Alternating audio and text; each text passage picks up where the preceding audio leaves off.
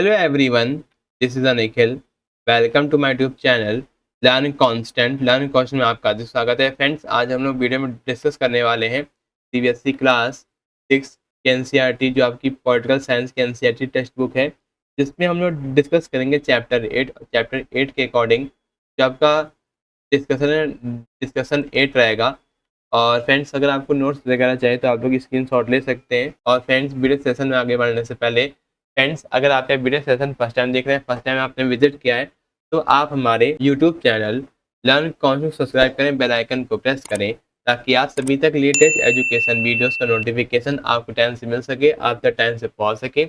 और फ्रेंड्स, अगर आपको यह वीडियो सेशन अच्छा लगे तो वीडियो सेशन को ज़्यादा से ज़्यादा लाइक करें, ज़्यादा से ज़्यादा शेयर करें अपने फ्रेंड्स को, ताकि यह वीडियो सेशन आपके लिए, आपके फ्रेंड्स के लिए बहुत ही हेल्प करेगा आपकी टीचिंग एग्जाम्स के लिए। और फ्रेंड्स, अगर आपको कोई भी डाउट है तो आप लोग कमेंट बॉक्स में अपना डाउट क्लियर कर सकते हैं। I will try my best reply to all. चलते हैं फ्रेंड्स, वीडियो सेशन को आगे बढ़ाते हैं। तो फ्रेंड्स, हम लोग डिस्कस करने वाले हैं बीएससी क्लास 6 की एनसीईआरटी, जो आपकी पॉलिटिकल साइंस की एनसीईआरटी टेक्स्ट बुक है, जिसमें हम लोग डिस्कस करेंगे लेसन 8 रूरल लिवलीहुड, यानी कि जो आपके रूरल एरियाज़ हैं वहाँ का कैसा रहन सहन है। और फ्रेंड्स, ये आपकी टीचिंग एग्जाम्स के लिए बहुत ही हेल्प करेगा, specially for SST and pedagogy section जो आपका आता है टीचिंग एग्जाम में, आसानी से समझ में आएगा। और जो आपका जो डिस्कशन है, डिस्कशन 8 है।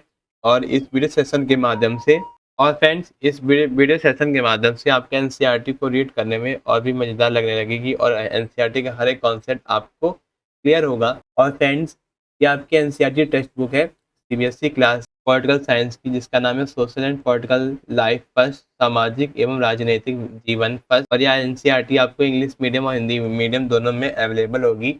और फ्रेंड्स, ये आपकी जो एनसीईआरटी टेक्स्ट बुक है, ये आपको एनसीईआरटी का ऑफिशियल वेबसाइट पर, मेरे टेलीग्राम चैनल पर आपको मिल जाएगा। मेरे दोनों का लिंक इसी वीडियो के सेक्शन पर आपको दे रखा है, तो आप लोग चेकआउट कर लीजिएगा। तो फ्रेंड्स, ये आपका कंटेंट है, जिसमें हम लोग डिस्कस करने वाले हैं चैप्टर 8 रूरल लिवलीहुड, जिसमें इस चैप्टर से आपके कई क्वेश्चंस आपके आ सकते हैं। लेसन 8 से कई आपके क्वेश्चंस आपके बनते हैं एसएसटी एंड पेडागोजी सेक्शन के पॉलिटी सेक्शन में। तो फ्रेंड्स, इस वीडियो सेशन में लास्ट तक बने रहें, ताकि आपको हर एक कंटेंट और हर एक टॉपिक आपको क्लियर हो सके। सबसे पहले आपका इंट्रोडक्शन दिया गया है। फ्रेंड्स, अब आपका ये जो लेसन है, लेसन 8 है, और जिसमें हम लोग डिस्कस करने वाले हैं कि भारत में बड़े-बड़े जो आपके शहर हैं और हज़ारों कस्बे, ये आपका जनरल इंट्रोडक्शन दिया गया है कि जहाँ लाखों लोग रहते हैं, जैसे दिल्ली, मुंबई, कोलकाता और चेन्नई जैसे बड़े-बड़े शहर हैं, और चंडीगढ़, पुणे और हैदराबाद जैसे कई द्वितीय श्रेणी के शहर भी हैं। वे सभी शहर दिन-रात चहल-पहल से भरे रहते हैं। यहाँ के लोग एमएनसीज़, छोटे-मोटे दफ्तरों और फैक्ट्रियों में काम करते हैं। कुछ लोग स्वयं रोजगार करते हैं, और जैसे-जैसे व्यापारी और दुकानदार और रेहड़ी पटरी वाले, और इन सभी के पास अलग-अलग तरह के रोजगार और कमाई के अवसर हैं और आय जानते हैं। जो आपकी सीबीएसई क्लास सोशल साइंस की एनसीईआरटी, जो आपकी पॉलिटिकल साइंस की जो आपकी एनसीईआरटी टेक्स्ट बुक है क्लास 6 की, जिसमें दिया गया है लेसन 8 में बताया गया है किस तरीके से जो आपके रूरल लिवलीहुड है, यानी किस तरीके से अपना जीवन व्यतीत करते हैं। सबसे पहला आपको दिया गया वर्किंग ऑन द स्ट्रीट, सड़कों पर काम करना। जब भी हम घर से बाहर निकलते हैं तो सड़क पर हलचल देखते हैं, जिसका विवरण नीचे दिया गया है कि कई लोग शहर के किनारे और अपने दुकानों से सब्जियां, फल, फूल और अखबार जैसे विभिन्न वस्तुएं बेचने नजर आते हैं। कुछ विक्रेता अपने ठेलों के साथ साथ शहर में घूमते हैं, और हेयर पिन्स, क्लिप, प्लास्टिक की बोतलें, सब्जियां और आदि सामान बेचते हैं। और कुछ लोग मोची और नाई का काम करते हैं, और अपने औजारों और सामग्रियों के साथ ग्राहकों की प्रतीक्षा में सड़क के किनारे बैठते हैं।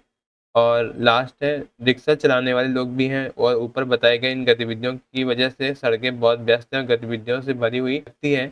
और इस तरीके से, और इसे इस तरह से समझा जा सकता है कि in a survey it was a found that 12 out of every 100 people in the city work on the street. एक सर्वेक्षण में पाया गया कि शहर में हर 100 में से 12 लोग सड़क पर काम करते हैं। और ये वो लोग हैं जो किसी कार्य के यहाँ काम नहीं करते हैं, और इसलिए उन्हें खुद ही ये सब कुछ प्लान करना पड़ता है, खुद ही सब कुछ व्यवस्थित करना पड़ता है। और वे तय करते हैं कि सामान कहाँ से खरीदना है, कितना खरीदना और कहाँ बेचना, और दुकान कैसे खोलनी है। अधिकांश सड़क की दुकानें, स्टॉल, अस्थायी संरचनाएं, और कुछ लोग अपने उत्पाद को प्रदर्शित करने के लिए बस खंभों पर कुछ चादर डालते हैं और अन्य लोग उत्पादों को रखने के लिए सड़क पर चादर बिछाते हैं, जबकि कुछ के पास एक ठेला भी हो सकता है। फिफ्थ आपका दिया गया, चूंकि ये उचित स्थान विक्रय स्थान नहीं है, इसलिए सड़क पर इन विक्रेताओं के अवसर और विक्रेताओं को अक्सर पुलिस द्वारा अपनी दुकान हटाने के लिए कहा जाता है। सड़क पर फेरी लगाने वाले को कोई सुरक्षा नहीं मिलती और उन्हें शहर के कुछ हिस्सों में प्रवेश की अनुमति नहीं है और सड़क पर खाना बेचने वाले विक्रेता आमतौर पर अपने परिवार के सदस्यों की मदद से घर पर ही खाना तैयार करते हैं। हाल तक सड़क पर ठेले लगाने को यातायात में बाधा के रूप में देखा जाता था, लेकिन अब इसे आजीविका के एक उचित स्रोत के रूप में मान्यता दी गई है। सरकार ने पहले स्ट्रीट वेंडर पर प्रतिबंध लगा दिया था, लेकिन अब वह इस कानून पर पुनः विचार कर रहे हैं कि वो और कोशिश कर रहे हैं कि वेंडर्स के लिए यातायात में बाधा डालना किसी बिक्री करना आसान है और उचित हॉकिंग जोन निर्धारित किए जाने वाले तथा इसे निर्णयों में इन्हें शामिल करने के लिए समितियां गठित की जा रही हैं। नेक्स्ट है the story of Bachchu Manji a cycle rickshaw puller. Cycle rickshaw चालक बच्चू मांझी की कहानी है। यह एक राजमिस्त्री की कहानी है। वे काम की तलाश में अपने गांव छोड़कर शहर आया था, क्योंकि गांव में उसकी आय उसके परिवार का भरण पोषण करने के लिए पर्याप्त नहीं थी। और कई साल पहले जब वह शहर में नया नया अध्याय आया था, तो उसने किस्तों में एक पुराना साइकिल रिक्शा खरीदा था। और अब उनकी दिनचर्या इस प्रकार है कि वह सुबह निकलता है, रिक्शा चलाता है और ग्राहकों को एक स्थान से दूसरे स्थान तक ले जाता है और शाम को 8:30 तक लगभग 6 किलोमीटर की दूरी तय करता है। ही गेट और एक यात्रा के लिए उसे 5 से 10 रुपये मिलते हैं, लेकिन जिस दिन वह बीमार होता है तो उस दिन उसे कुछ भी नहीं मिलता। और डी है, वह प्रतिदिन 80 से 100 रुपये कमाता है, लगभग 50-60 रुपये भोजन और किराए पर खर्च करता है। बाकी पैसे वह गांव में अपने परिवार को भेज देता है और उसकी पत्नी इस पैसे से अपना गुजारा करती है और कभी-कभी खेतों में भी काम करती है। नेक्स्ट है इन द मार्केट, बाजार में। शहरी बाजार में शहरों में से बहुत से लोगों के पास दुकानें हैं, जिसका विवरण नीचे दिया गया है कि ये दुकानें विभिन्न प्रकार की वस्तुएं जैसे मिठाई, जूते, बर्तन, इलेक्ट्रॉनिक्स आदि बेचती हैं और ये स्वतंत्र दुकान मालिकों के स्वाभाविक और स्वामित्व में होते हैं। वे जो स्वयं ही सब कुछ प्रबंधित करते हैं और अन्य लोगों को सहायक के रूप में भी नियुक्त करते हैं। और ये दुकानें फेरी वाले और विक्रेता से विभिन्न है, क्योंकि ये स्थायी है और उन्हें नगर निगम द्वारा कानूनी रूप से व्यापार करने के लिए लाइसेंस दिया गया है। वे अपने क्षेत्र के नगर निगम द्वारा तय किए गए दिनों पर बंद रहते हैं और यहाँ तक कि यहाँ एक से अधिक मंजिलों पर फैले बड़े शोरूम भी हैं, जहाँ विभिन्न श्रेणियों के ग्राहकों के लिए उत्पादों को खूबसूरती प्रदर्शित की जाती है। नेक्स्ट है the story of Harpreet and Vandana, business person. Harpreet और वंदना की कहानी। व्यवसायी हरप्रीत एक ड्रेस डिजाइनर है जिन्होंने कॉलेज द्वारा पूरा करने के वंदना के साथ मिलकर एक शोरूम खोला। वंदना ने बताया कि चूंकि अब लोग रेडीमेड वस्त्र खरीदना पसंद करते हैं, इसलिए आकर्षक प्रदर्शन होना जरूरी है। यह जोड़ी अपना व्यवसाय चलाने के लिए निम्नलिखित काम करती है। वे देश के विभिन्न भागों यहाँ तक कि विदेशों से भी सामग्री खरीदती है। नए ग्राहकों को लाने के लिए वे अक्सर समाचार पत्रों, सिनेमाघर और रेडियो चैनलों पर अपने शोरूम का विज्ञापन देते हैं। फिलहाल शोरूम की जगह किराए पर है, लेकिन वे जल्द ही इसे खरीदने की योजना बना रहे हैं। हाल के दिनों में शोरूम में तेजी आई और दंपति ने अच्छा मुनाफा कमाया, जिनका उपयोग उन्होंने एक कार और पास में एक अपार्टमेंट खरीदने में किया। नेक्स्ट है इन the factory workshop area. Factory कार्यशाला क्षेत्र में भारत में कई इलाके हैं जो जिन्हें मजदूर चौक के नाम से भी जाना जाता है, जहाँ अर्धकुशल दिहाड़ी मजदूर हर दिन काम की तलाश में इकट्ठा होते हैं। और हर शहर में हजारों की संख्या में आकस्मिक मजदूर हैं जो अपने औजार लेकर इन चौकों पर जाते हैं और लोगों से दिन भर काम की उम्मीद करते हैं। और फैक्ट्री क्षेत्र में आप कई कार्यशालाओं पर पा सकते हैं कि जहाँ कई लोग कुशल श्रमिकों के रूप में काम करते हैं। थर्ड है one such worker is Nirmala. ऐसी एक कार्यकर्ता है निर्मला, जिनके जीवन शैली का वर्णन इस प्रकार किया जा सकता है कि निर्मला एक परिधान फैक्ट्री में दर्जी का काम करती है, जो अमेरिका, जर्मनी और नीदरलैंड में रहने वाले लोगों के लिए ग्रीष्मकालीन परिधान बनाती है। और वह दिसंबर से अप्रैल तक लंबे समय तक काम करती है और उसे प्रतिदिन 8 घंटे के लिए 80 रुपये का भुगतान किया जाता है। और यदि वह देर रात तक काम करती है तो उसे 40 रुपये अतिरिक्त दिए जाएंगे। और ड्यूरिंग अन्य महीनों में निर्मला के पास कोई काम नहीं होता है और इसे जीविका कमाने के लिए अन्य उपाय ढूंढने पड़ते हैं। नेक्स्ट है from Nirmala story the following fact are concluded about work in the factory. Nirmala की कहानी से कारखानों से काम करने वाले और काम के बारे में निम्नलिखित तथ्य निष्कर्ष निकालते हैं कि कारखानों के लोग आमतौर पर लंबे समय तक काम करते हैं, खासकर जब मांग अधिक हो या जब कारखानों को पूरा करने के लिए बहुत बड़ा order. Day usually began at around 9 AM and end at 10 PM। दिन आमतौर पर सुबह 9 बजे स्टार्ट होता है, शुरू होता है, रात 8 बजे तक खत्म होता है। अगर जरूरत हो तो वे सप्तांत में भी काम करते हैं, कभी कभी उनकी शिफ्ट 12 घंटे तक की होती है।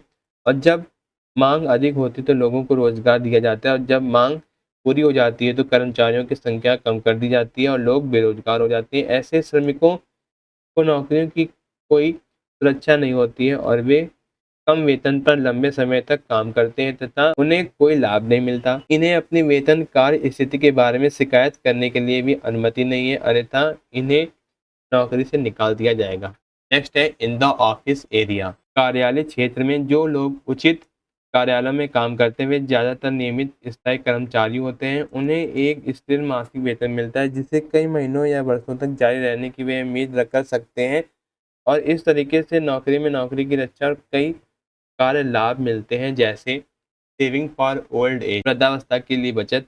वेतन का एक हिस्सा सरकार के पास एक कोष में रखा जाता है। कर्मचारी जब सेवानिवृत्त होता है तो उन्हें यह पैसा बुढ़ापे में अच्छे से गुजारने के लिए मिलता है। और हॉलीडेज, छुट्टियाँ, कार्यालय में काम करने वाले लोगों को वार्षिक अवकाश के रूप में कुछ सशुल्क छुट्टियों के अलावा राष्ट्रीय और राज्य स्तरीय अवकाश भी मिलते हैं। Medical facility for a family, परिवार के लिए चिकित्सा सुविधाएं। कंपनियां अक्सर अपने कर्मचारियों की चिकित्सा व्यवसाय का एक सुनिश्चित राशि तक भुगतान करती हैं। बीमार होने पर उन्हें वेतन चिकित्सा अवकाश भी मिलता है या बच्चे को जन्म देने पर मातृत्व अवकाश मिलता है। नेक्स्ट है as one such employees is Sudha whose job and lifestyle can be elaborated as follow। ऐसे ही कर्मचारी है सुधा जिनकी नौकरी और जीवन शैली का वर्णन इस प्रकार किया गया है। वह एक बिस्कुट फैक्ट्री में मार्केटिंग मैनेजर के रूप में काम करती है और 50 सेल्स पर्सन का प्रबंधन करती है या उनकी प्रगति पर नज़र रखती है कि उनके सामने आने वाले मुद्दों पर चर्चा करती है या उसे नियमित वेतन मिलता है और वह उम्मीद कर सकती है कि उसकी नौकरी लंबे समय तक चलेगी। से कई लोग भी मिले और उसे कई लाभ भी उसे मिलते हैं, और जैसे कि ऊपर हम लोगों ने डिस्कस किए। तो फ्रेंड्स आज का जो आपका लेसन 8 था फिनिश होता है। आई होप आपका वीडियो सेशन आपको पसंद आया होगा, पूरा डिस्कशन पसंद आया होगा। हमने इस वीडियो सेशन में केवल सीबीएसई क्लास 6 की पॉलिटिकल साइंस की एनसीईआरटी का लेसन 8 डिस्कस किया। और फ्रेंड्स अगर आप ये वीडियो सेशन फर्स्ट टाइम देख रहे हैं, फर्स्ट टाइम आपने विजिट किया है, तो आप हमारे यूट्यूब चैनल लर्न कौन सब्सक्राइब करें, बेल आइकन को प्रेस करें ताकि आप सभी तक लेटेस्ट एजुकेशन वीडियोस का नोटिफिकेशन आपको टाइम से मिल सके, आप तक टाइम से पहुंच सके। और फ्रेंड्स अगर आपको यह वीडियो सेशन अच्छा लगे तो वीडियो सेशन को ज़्यादा से ज़्यादा लाइक करें, ज़्यादा से ज़्यादा शेयर करें अपने फ्रेंड्स को, ताकि वीडियो सेशन आपके लिए और आपके फ्रेंड्स के लिए बहुत ही हेल्प करेगा आपकी टीचिंग एग्जाम्स की प्रिपरेशन करने में। और फ्रेंड्स अगर आपको कोई भी डाउट है तो आप लोग कमेंट बॉक्स में अपना डाउट क्लियर कर सकते हैं। I will time my best reply to all.